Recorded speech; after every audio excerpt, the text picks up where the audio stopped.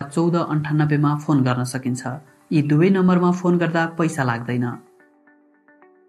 Landline, एफटिटिएच, lease line सेवा सम्बन्धी समस्या समाधानका लागि 198 मा डायल गर्न सकिन्छ। यस्तै 1498 नेपाल टेलिकमको मोबाइल सेवा सम्बन्धी कुनै पनि गुनासो वा समस्या आइपरेमा फोन गर्नका लागि छुट्याइएको नम्बर हो। 198 मा फोन गरेपछि विभिन्न सेवाबारे गुनासो गर्ने विकल्पसहितको निर्देशन आउँछ। दिएको निर्देशन अनुसारको अङ्क थिचेर आफ्नो गुनासो दर्ता गराउन सकिन्छ।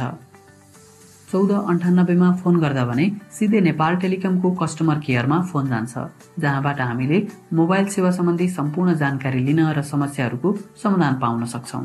यस्तै नेपाल टेलिकमको मोबाइल एप्लिकेसनको प्रयोग गरेर पनि हामीले गुनासो दर्ता गराउन सक्छौँ। त्यसका लागि नेपाल टेलिकम एप खोल्नुहोस्। होम पेजमा रहेको कम्प्लेन सेक्सनमा थिचेपछि त्यहाँ विभिन्न सेवाबारे गुनासो गर्ने विकल्पहरू देखा पर्छन्।